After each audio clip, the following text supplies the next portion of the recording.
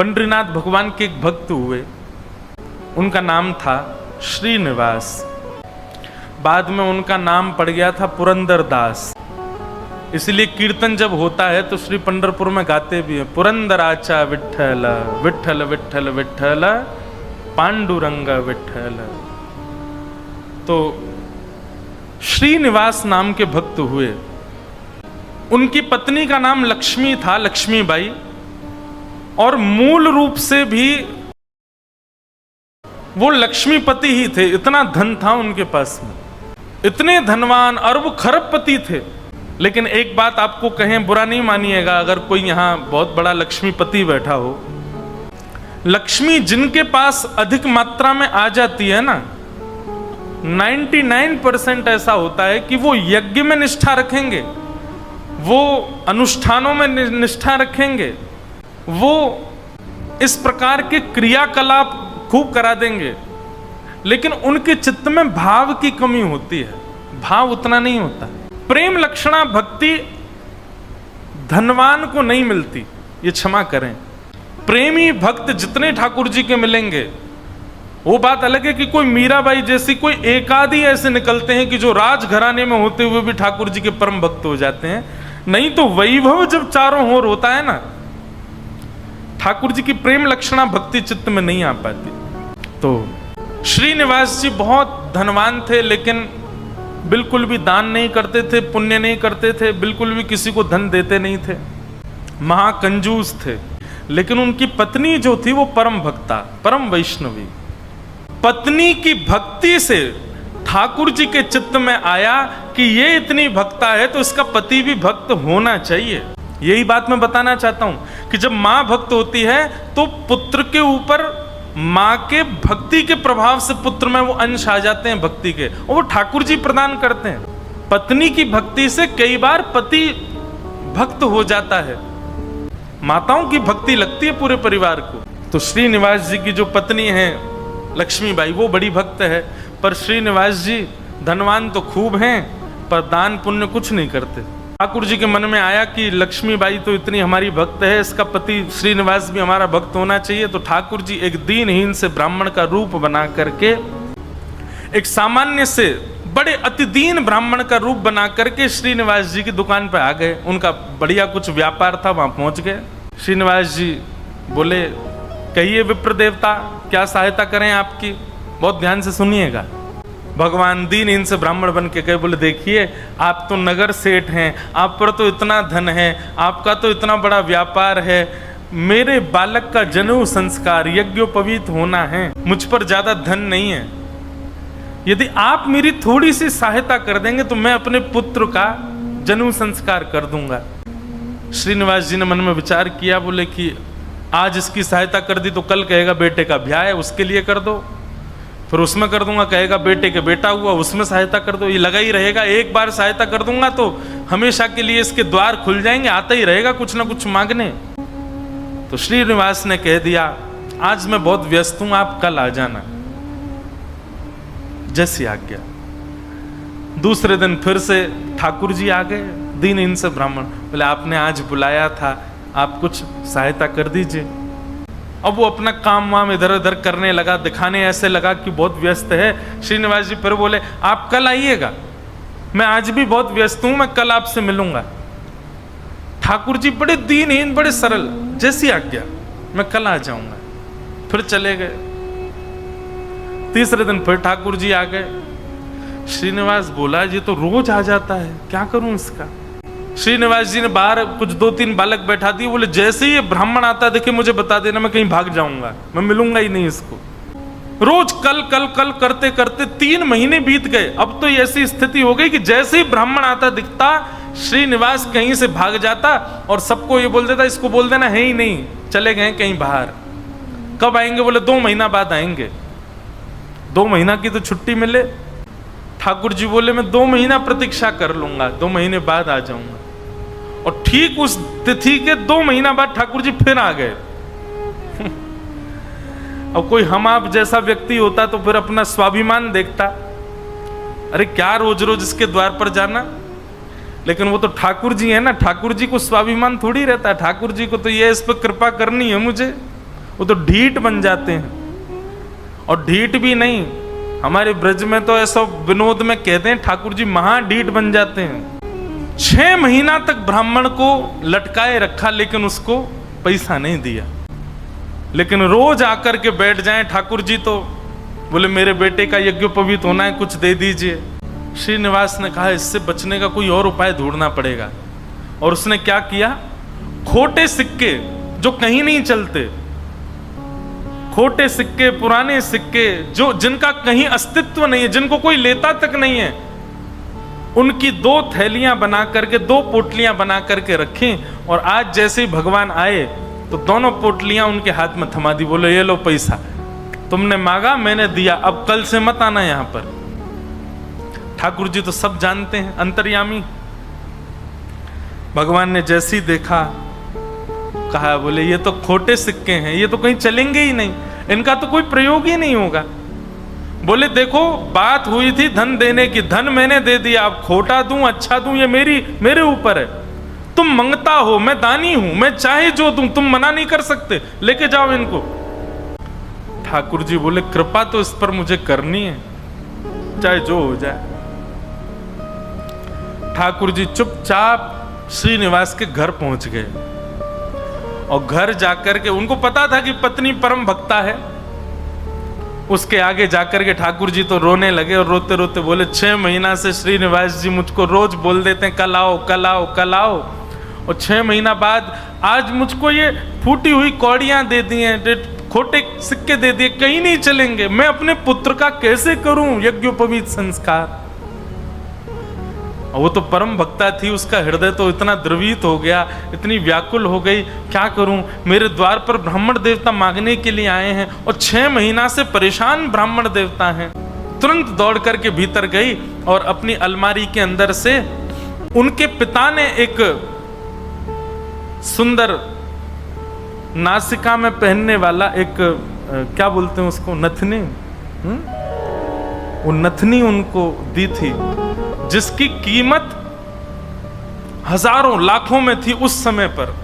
मतलब कि अगर उसको बेच दिया जाए तो खूब सारा धन लिया जा सकता था, इतनी महंगी।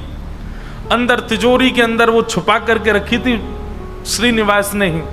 तुरंत वो तिजोरी से निकाल करके और अपनी जो नथनी थी ब्राह्मण देवता को प्रदान कर दी। बोले आप इसको ले जाइए और आप अपने पुत्र का बड़े प्रेम से आनंद से यज्ञोपवीत संस्कार करो। ठाकुर जी तो बड़े प्रसन्न हो गए।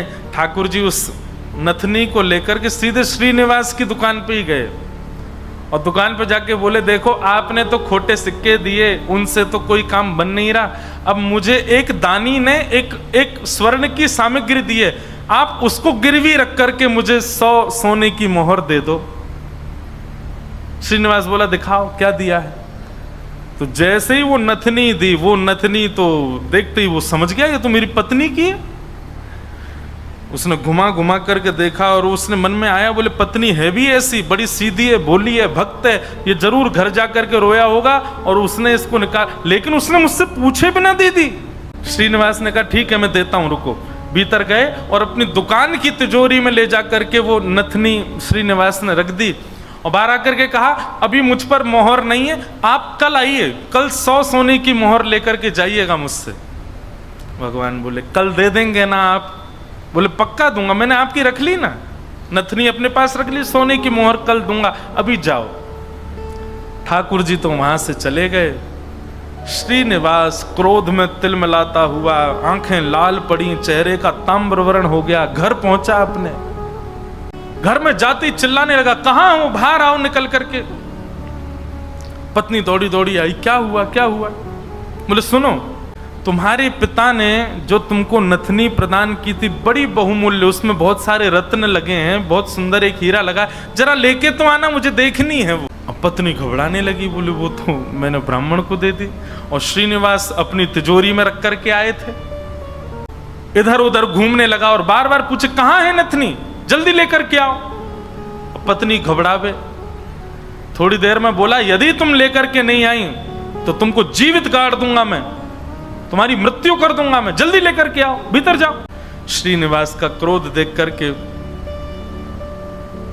जो लक्ष्मीबाई उनकी पत्नी थी वो कक्ष के भीतर गई, अंदर से किवाड़ लगा करके खूब रुदन करने लगी, स्मरण करने लगी, हे जगतनाथ, हे प्राणनाथ, मैंने अपराध किया है कि मैंने अपने पति से बिना पूछे घर की सामग्री किसी को दे दी, पर वो किसी दरिद्र व्यक्ति को तो नहीं दी, किसी गलत स्थान पर तो नहीं दी। एक ब्राह्मण बेचारा केवल अपने परिवार का पालन करने के लिए कुछ मांग रहा है, 6 महीने से परेशान था, उसको यदि मैंने दी, इसमें भी आपकी सेवा का भाव रखा मैंने, क्योंकि मैंने सुना है कि ब्राह्मण आपके मुख हैं।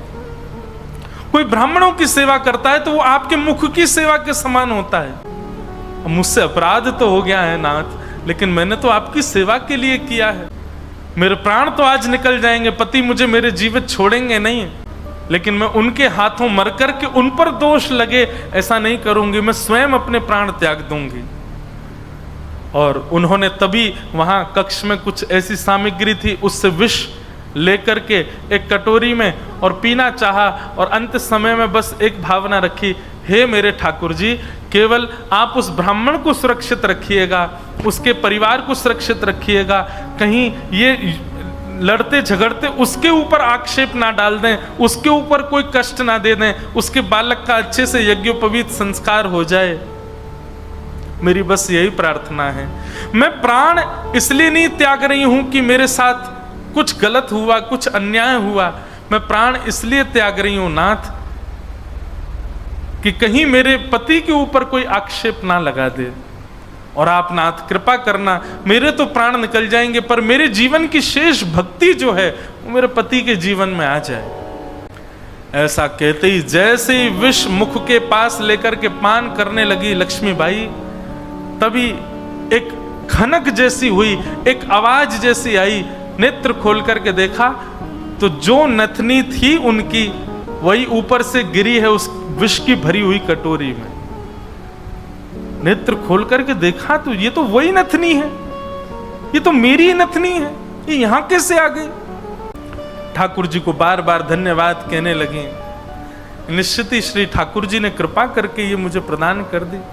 तुरंत उस पात्र को दूर रख करके नथनी हाथ में लेकर के, भगवान पर विश्वास तो उनका था ही, प्रसन्न मुद्रा में द्वार खोल करके बाहर आई और बाहर आकर के श्रीनिवास जी को दिखा दी, लीजिए ये लो नथनी।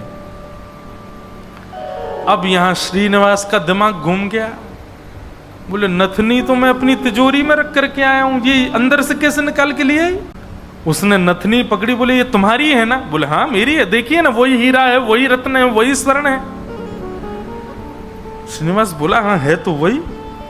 वो कुछ नहीं, बात ही नहीं करी, नथनी लेकर के सीधा अपनी दुकान पर गया, और दुकान पर जाकर के तिजोरी जो कि यथावत जैसी ताला आदि लगा के गया, जनेऊ में चाबी फंसा रखी थी, चाबी निकाल करके जैसे ही तिजोरी खोली और तिजोरी खोल करके भीतर देखा तो जिस तिजोरी में नथनी रखी थी वो वहां थी ही नहीं। श्रीनिवास तो व्याकुल हो गया, बोले ये कैसे संभव हो सकता है।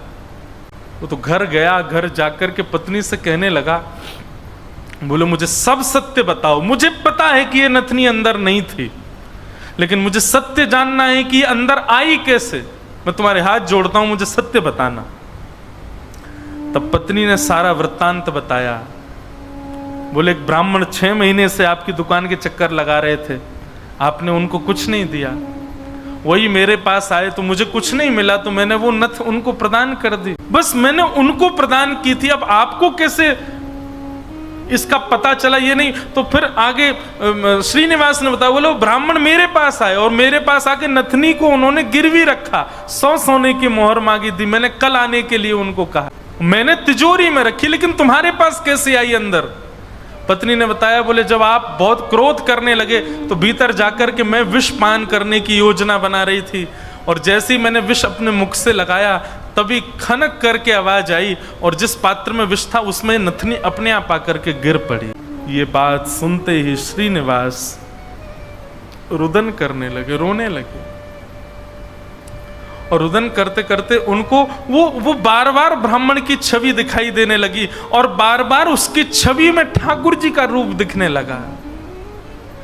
वो स्मृति आने लगी कि जब मैं कह देता था कल आ जाना, तो बेचारे ऐसे हाथ जोड़ करके, ठीक है बाबूजी मैं कल आ जाऊंगा, पर कल आप दे देंगे ना मेरे पुत्र का यज्ञोपवीत होना है। ये सारी स्मृति श्रीनिवास के चित्त में उठने लगी और ये विश्वास प्रगाढ़ हो गया कि ये सामान्य ब्राह्मण नहीं थे, साक्षात ठाकुर जी थे। और ये ठाकुर जी अनुग्रह करके मुझसे दान कराने के लिए आ रहे थे। अरे दान क्या कराने आ रहे थे, मेरे आगे हाथ जोड़ करके मांगने के लिए आ रहे थे। मैं जप नहीं करता, तप नहीं करता, संध्या नहीं करता, साधना नहीं करता, और मेरे द्वार पर ठाकुर जी आकर के ऐसे खड़े हो जाते थे भिक्षुक के भांति कि कुछ दे दो। मैंने ठाकुर जी को भिक्षुक बनाया, मैंने ठाकुर जी को प्रतीक्षा करवाई, मैंने ठाकुर जी को टालता रहा।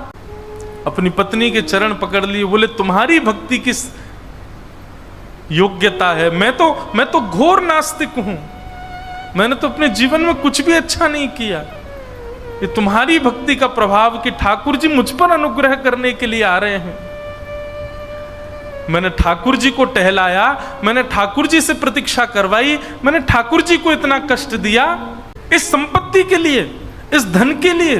तुरंत हाथ में जल लेकर के, अक्षत लेकर के, दक्षिणा रख करके अपनी पत्नी से कहा तुम भी हाथ रखो, और दोनों ने हाथ में हाथ रख करके अपनी संपूर्ण संपत्ति, जितनी संपत्ति है, दुकान, मकान, बगान, जो कुछ भी था उनके पास में, सबको संकल्पित करके कृष्णार्पणमस्तु, हम सब ठाकुर जी को अर्पित करते हैं। इस संपत्ति के चक्कर में मैंने ठाकुर जी से प्रतीक्षा करवाई, इस संपत्ति के आगे मैंने ठाकुर जी को इतना कष्ट दिया।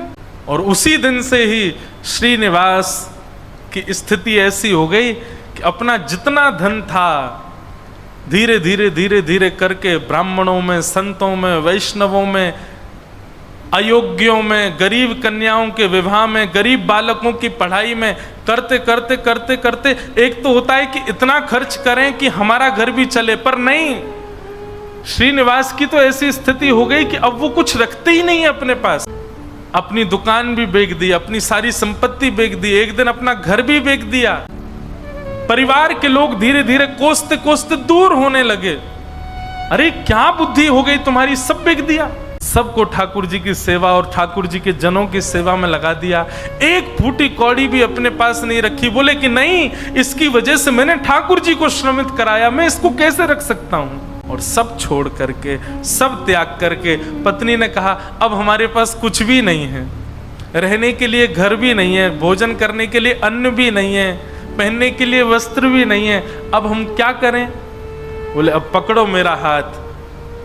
अब हमने सब छोड़ दिया, क्योंकि अब तक सबको अपना माना था, पर अब हमारे नाथ, हमारे स्वामी श्री पंडरीनाथ हैं, श्री विठ्ठल भगवान हैं। चलो उन्हीं की शरण में, चलो उन्हीं के नगर में, वही खिलाएंगे, वही रिलाएंगे, वही सब करेंगे हमारी व्यवस्था।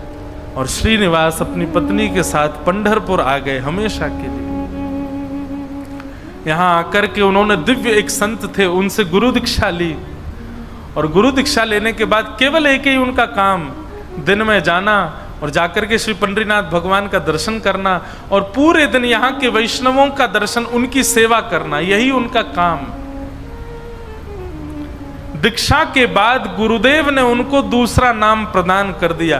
दीक्षा में एक नाम दिया जाता है, और अब तक उनका नाम श्रीनिवास था, अब उनका नाम पुरंदर दास हो गया। श्री पुरंदर दास चंद्रभागा नदी के तट पर बैठे रहते, दिन भर विठ्ठल विठ्ठल विठ्ठल विठ्ठल विठ्ठल बस चिंतन करते, और उस स्वरूप का ध्यान करते जो ब्राह्मण रोज अपने हाथ फैला करके दुकान पर आता था। 4 लोगों को बैठ करके बताते कि मेरी दुकान पर कैसे ठाकुर जी आते थे, और मैं नालायक, मैं दुष्ट प्राणी, मैं रोज उनसे कहता था कल आ जाना, कल आ जाना। अरे मैंने कितना बुरा किया, लोग खड़े करके दिखवाता था, दूर से दिख जाते थे तो मैं भाग जाता था। मेरे द्वार पर साक्षात जगन्नाथ आते थे, और मैं उनके साथ ऐसी लीला करता था, ऐसा कपट करता था। उस कपट का ही दंड दे रहा हूं खुद को। और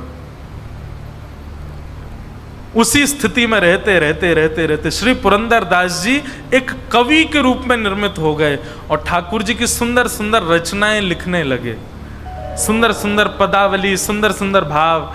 लेकिन पुरंदरदास जी का ये भाव है कि वो अधिकतर रचनाएं कन्नड़ भाषा में ही लिखते थे और सुंदर रचनाएं करके श्री पंढरीनाथ भगवान को सुनाया करते थे। पंढरपुर आने वाले भक्त पुरंदरदास जी की रचनाएं सुनकर के आनंदित हो जाते थे और श्री पंढरीनाथ भगवान के सन्मुख कीर्तनकार जा जा करके उस रचनाओं को गाया करते थे। इस प्रकार पुरंदरदास जी अपना जीवन शेष समय एक कवि के भांति भगवान लीला चिंतन करते करते उन्होंने ठाकुर जी के श्री चरणों में अपने प्राणों का परित्याग कर दिया। कहने का अभिप्राय, ये देखा जाता है अधिकतर कि घर में यदि माताएं बहनें भक्त स्वरूपा हैं, उनके चित्त में यदि भक्ति है तो उनकी भक्ति का प्रभाव पति पर, पुत्र पर, पिता पर और घर के जो सदस्य हैं उन पर पड़ता है और उन्हीं के भक्ति के प्रभाव से सब सुखी होते हैं।